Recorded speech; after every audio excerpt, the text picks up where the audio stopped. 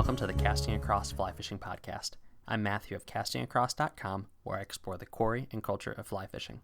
This has been a great week over at Casting Across. I had 2 posts that have really generated a lot of traffic and buzz, and that's exciting, not because it turns into any sort of, theoretical internet dollars for me, but just because I like people reading and thinking about the stuff that I put out there. And this week I put out 2 articles that together comprised one greater work, which is the top rated fly shop in all 50 states. Now, what I did is I went through, and you can read this in the articles, I found, using a few different review sites, the aggregate scores of the highest rated fly shop in all 50 states. Now, there's a lot of caveats there, and I'm going to talk about them a little bit and give a little bit of my perspective on that before I talk a little bit more about fly shops kind of in general. But basically, the big thing that I'm not sure everybody understood, some of the feedback I got, I think that people didn't catch this, and I explicitly said it. I'm not saying these are the 50 best fly shops in the country. I'm not saying this is the best fly shop in every state. There's no way to know that. If it makes you feel any better, some of the fly shops that I listed in these articles are not my favorite fly shops in the states, and not the fly shops I think are the best. In fact, there's some fly shops that are on there that I'm not super impressed with, but this isn't about me, this isn't about you, this is about everybody. And so, again, what I did is I looked at a couple of different review sites, ways that people express their opinion on the internet, and through, quasi-simple math, figured out that the highest rated fly shops. Some of that, just a real quick look at that. If a fly shop had, say, 5 reviews and had 5 stars, that's awesome, great. Whether you're new or nobody leaves reviews, whatever, but that's good. I mean, that's going to turn out well for you in Google and stuff like that. But if a fly shop had 100 reviews and was only 4.8 stars, or whatever the metric was on that site, I actually rated that higher because I think that there's some value in the quantity of reviews. So these reviews are subjective, and even my approach to rating them was subjective. But at the end of the day, I think that no one can argue with the shops that are listed on all 50 states are, if not the highest rated, in the top few for the state. Some states it was wicked difficult. State like Pennsylvania, my goodness, so many fly shops. Colorado, same sort of deal. And then you run into states that are coastal, and you have 2 completely different ball games. A state like North Carolina, for example, some awesome fly shops out in the mountains and some great fly shops on the coast.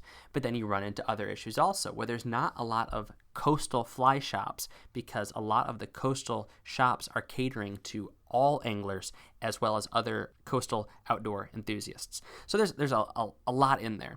There's other mitigating factors too, and I mentioned this in the article. You see a lot of the fly shops that are listed on those 2 articles are found in metropolitan or urban settings. So consequently, you have a lot more foot traffic than you would for a fly shop that is found on a stream in the middle of a small town somewhere. And so does that mean that they are better or worse? No, it just means that one probably generates a lot more foot traffic. People are in there after they get out of work, and they go down stairs of maybe even the building they work in, and they're able to go into a store, buy a handful of flies, buy some tippet, and they leave positive reviews.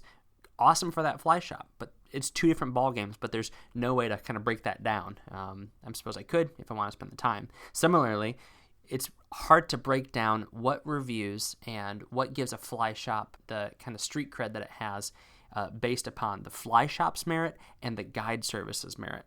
I mean, you have some shops that are teeny tiny. I mean, they're essentially giving you flies and some last minute stuff and maybe a few rods, but they have a guide service that they run out of that location, and people rave over it and love it. And so you have that sort of statistics that lean into it also. So is there a way to maybe figure out and scene out what comes from the guide reviews and what comes from the shop reviews? Probably, but that, again, not doing this for winning any sort of Pulitzer Prize. This is simply just a way to get thinking about, interesting. I'm surprised that shop wasn't mentioned or was mentioned. Why is that? And also just to say, good job on these shops for persisting in a climate that's not super conducive to brick and mortar stores being very successful anymore. A few other interesting notes. Out of the 50 shops that I listed, I have been to 6 of them. I've obviously been to way more fly shops than that, obviously, not to make it sound like any great thing, but I've been to a ton more fly shops than that. But of the 50 top-rated fly shops in across the United States as of July, August 2019, I've been to 6 of them. So that would be maybe a fun thing for you to look at and take into consideration how many shops that you've been to out of that list. And also, it's kind of cool to look back and catalog what fly shops have I been to? What fly shops have I enjoyed? What fly shops have been helpful to me either in a piece of gear or in information, or even just kind of angling formulation, making you who you are. I think you can't deny, even in the 21st century, that fly shops do play a pivotal role in a lot of anglers kind of figuring out who they are and in the sport. That sounds way more intense than it needs to be, but you know what I mean. Getting you your first rod. I mean that matters. If you have a quality fly rod, a quality reel, a quality line, a nice vise, a good pair of boots, all those things can make a difference in some small way. So take a moment and think about whether it's one of these shops or not, who's played a role in your angling life. So that's kind of a little snippet on how those 2 articles came together. I'd love to hear your favorite fly shop, whether it's one on the list or it's not on the list. You can leave a comment on this page of the podcast or on the corresponding article. So if it's a California fly shop, then you throw that on the part 1, or it's a Wyoming fly shop, then that would go on part 2. But it'd be interesting to hear that, and I'm sure that fly shop would appreciate it. So kind of shifting gears, I love fly shops. I think they're just a lot of fun, and there's a lot more value in them than a place to buy a rod or a place to buy a spool of thread that you need for fly tying. So I want to talk about them briefly and kind of what I think about what makes a good fly shop and maybe what makes certain fly shops not succeed and survive, and take that for what it's worth. Just because I have had the opportunity to be in a lot of shops, to interact with a lot of shops, both kind of at a personal and a quasi-professional level. And so my opinion is not super valuable, but at the same time, maybe it represents somebody who's got a foot on either side of the line, both the industry side and just the everyday Joe angler side of the line. So just a few things that I've really noticed that have made fly shops not just successful, but ones that people have wanted to be in. The first has to do with what's in there, because ultimately that's why we go. I mean, whatever else we get out of going to a fly shop, we want to get stuff, flies, new, larger gear. And I think the important thing for a lot of fly shops is that their inventory and selection is emphasizing quality over quantity. So honestly, it's overwhelming if somebody carries 8 different fly rod labels, but they only carry random smatterings of the lines within them. So if a fly rod label has a company has low end, medium low, medium high, and high end, $200, $400, $600, $800 fly rods, and you get on that company's website and you want to see that mid-level rod, and you go to the fly shop and they only have the high-level rod. But then there's another company that has that $200 rod that they carry, and to me, that's a little bit disorganized and a little confusing. I can understand why that happens, especially if it's a smaller shop and that owner and the guy behind the desk really likes this series from this company, that series from that company. It makes sense. But at the same time, I would rather them have 3 fly rod labels, 3 real companies, and have their entire selection, with a few caveats here and there. But what that does is it allows the employee, whether it be the owner or just somebody who works there, to walk through and explain to a newer angler or somebody who's interested in getting into a new facet of the sport, upgrading their gear, buying spare gear, whatever, and kind of show the progression within a subset of a particular label, a particular company, and then to compare that to 2 or 3 others. I think I've seen plenty of fly shops, and you probably have as well, that have spread themselves super thin, and they've got 1,000 different labels for, again, those premier items: rods, reels, waders, lines, things like that. And it just becomes overwhelming, and it also becomes an issue with stock. If you have one of the premier line companies that you carry, their weight forward trout 5 weight, you should be 4, 5, 6 deep in that minimum. That's something that, and again, I'm not having to stock, I'm not having to have inventory. I'm just saying this from a consumer perspective. You never want to run out of that, because you have to have, we also have to have the redfish line and the bonefish line and the tarpon line and the striper line and this, that, and in your fly shops in Minnesota or something like that. So it's something to definitely consider as having quality over quantity. Also, I would say, as I just alluded to, local over global. I think it's fantastic when I can go to a fly shop here in Massachusetts, and I can get what I need for when I'm down in the Mid-Atlantic or when I'm down in the South. I think that's fantastic, and I would rather buy it there than get it online. But it's bothered me when I've gone into shops, and it looks almost like they're sacrificing their wheelhouse for being well-rounded. And I get that. They want to compete with the catalog. They want to compete with the online presence. But to have your wall space equally dedicated to stuff in Central America or the Caribbean or something like that than it is to what's around the corner just doesn't jive. Now, you may know your consumer base better. You may know that the guys and the women who come into your shop are taking a lot of these trips, and so it certainly makes sense. But there's a lot of shops I've been to where that's not the case, and there's always a ton of big, fluffy tarpon flies in their fly boxes and only a couple of the patterns that are working on the stream. Now, you can't control how many people are going to buy the flies that are working that day and that week, and it's hard to keep up with demand if there's a hatch or something like that. But when the shelf space is being given over to stuff that's going very, very slowly, and you've got $25 tarpon bunnies sitting in a box and they're gathering dust, and maybe every once in a while a bass angler or a musk angler buys one, or some guy goes on a trip and does buy a half dozen of them. Is that worth sacrificing space that could be for those trout flies or those bass flies or those salmon flies that you are going to be using nonstop throughout the year? And again, I'm saying that from my perspective, not from somebody who's having to stock those fly boxes. But it's also good, like I said, to have something available so that your core customers don't have to go to another shop or don't have to get it online, but they can go through you. And I think it's worth saying that you need to have that sort of relationship with the core customers that they know they can ask you to order something, and then you can still get that. But again, it involves a lot more than just putting stuff out on a shelf. I would say the other thing too, and I do not fault fly shops for doing this. I think it's awesome when they have more than just fly fishing gear. If they have conventional tackle, just an assortment of it. So when someone comes in with their little kid and they want to go fly fishing, and they were driving by and they see a trout or a bass on a sign, and they come in thinking they can get maybe a can of power bait or maybe a Snoopy rod so that they can take their kid fishing for bluegill, that you're able to cater to them. I mean, one of the worst things I saw in a lot of these reviews, and again, I take them with a grain of salt, is people who said that they didn't feel welcome at that shop.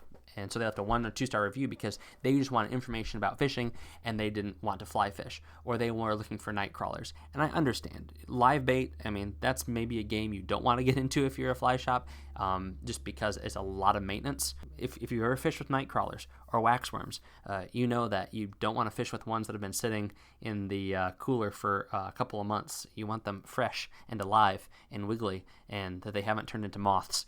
You want them to actually be good live bait. So I get it if that's not the game that a fly shop wants to get into, but I know plenty of fly shops that have had the little power bait jars and have had some spinners and had a couple of spinning rods that are there, hooks, snelled hooks, things like that, because people are going to get that stuff and use it. You could certainly make the argument that, well, if we're on the banks of a catch and release stretch, we don't want to give the wrong impression.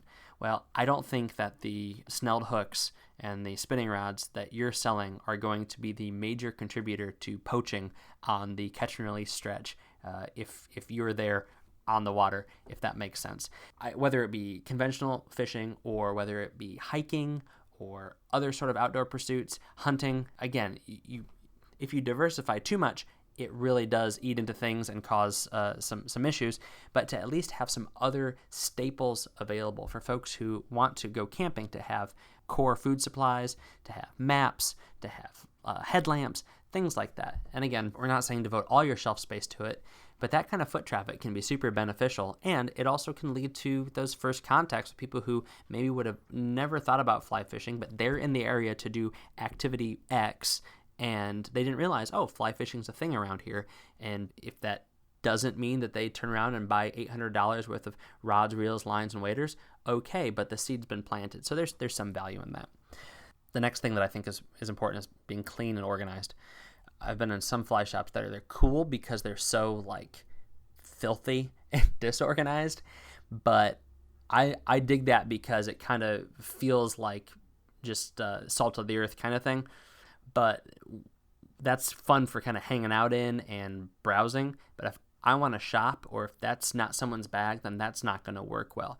So stuff being labeled properly, old inventory that just has been sitting there forever, but is still on the shelf next to the new stuff. If it's been there for years and the package is yellowed and the materials are faded, throw it in the discount bin. Get that shelf space back for something more valuable. It also has a huge image issue for your shop. And I would say the same thing for decor. I mean, it doesn't have to look like a company store for a fly fishing retailer. I mean, let's be honest. Orvis company stores look great because they're clean and they're crisp and they're decorated well. You could argue that there's not a lot of personality, but at the end of the day, they look nice. There's some place that people don't mind going into because they look good. I've been into fly shops that look like glorified hardware stores and they smell like it too. It's like, where'd the fertilizer smell come from? But it's in there anyway. I'm not saying mounted fish and deer heads, but a poster or a sign. All of the companies that you're dealing with have that stuff. Ask for it, put it up. Don't just put it up there with thumbtacks. Mount it, make it look nice, because that goes a long way for first impressions. You don't judge a book by its cover, but the cover has a lot of time, energy, and effort put into it by publishers for a reason, because people do go off of first impressions for a lot of things. So organization, cleanliness, just the appearance. And you honestly, I think there's something to be said for finding that balance between like a well-used fly shop and a clean, organized, well-decorated fly shop. I think there's kind of a happy medium where you don't want it to look like you bought your entire fly shop off of flyshopdecor.com, but you also want it to be used. But again, that's just one perspective. I think the most important thing, if you have a lot of that stuff in place, is community and customer service. You might only have a few different brands of fly rods. You might only have a few trays of flies. But if you have what people need and you talk to them about how to use it and why they need it and why you carry that, and you show legitimate concern, then that goes so much further than anything else.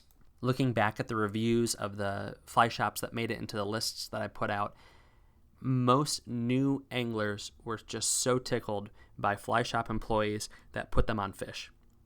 And I think there's something to be said for that. That translates into a little tiny plastic cup of flies being bought today for a $10 profit, down to rod, reel, line, waders, and the works, and a couple of guide trips down the road. I think to be able to do that and have that interaction where it's not about what's being sold, the best isn't being pushed, but helping that person meet their needs, that's invaluable. And along those same lines, it's not just about new English, it's about being a community hub. And I've talked about this before. A fly shop does something that a message board or an Instagram DM string can't do, and that is putting people face to face with tangible things around them. And so whether it be a fly tying night, whether it be just a pot of coffee that's always going, those things can be super helpful. Now again, I've been in situations where you get guys that linger way longer than they should, and so you might need to figure out a way to draw that line somewhere. But hopefully the good outweighs the bad, and I've had fly shops like that, and they're a lot of fun to go into, as long as those relationships don't supersede the new person who comes in. I've been in those situations also, where the good old boys club is hanging out in the back, and you're just wanting to buy your license, and it takes forever, and it seems like an inconvenience because you're breaking up the backgammon game or whatever it happens to be. So those are just a few kind of off-the-cuff thoughts about what makes a good fly shop. Maybe you know one of the shops is in the list and you say, yeah, that does make sense. That's why they are the highest rated fly shop in that state. And you might think that your favorite fly shop, or if you're a fly shop owner, employee, you say, well, no, my fly shop is all those things. Let me know about it. And so I would say that is my recommendation for this week. My recommendation for this week is a couple things. One, if you love your fly shop, let me know. I would love to just sit and browse their website. If they have YouTube videos, check those out. I'm into that. I love fly shops. I love kind of what they represent. Similarly, would recommend that you rate and review your fly shop on Yelp, on Google, on whatever is out there that people can get eyes on your fly shop. It matters. When you Google fly shop, whatever state or city you're in, if you like your fly shop, help people find it. They'll appreciate that. It's so cool to see some of these reviews. The owners or whoever is managing the social media accounts of that fly shop, they would go through and respond to the customers, many of whom they at least had the impression that they knew who they were and there was some sort of personal connection. So my recommendation for this week is to reach out to your fly shop through social media by leaving a review. Facebook is another one that is huge. If you can leave a review on Facebook, that pops up real quick when you Google the best fly shop in this state or this river or whatever. So do that. Be kind to your local fly shop.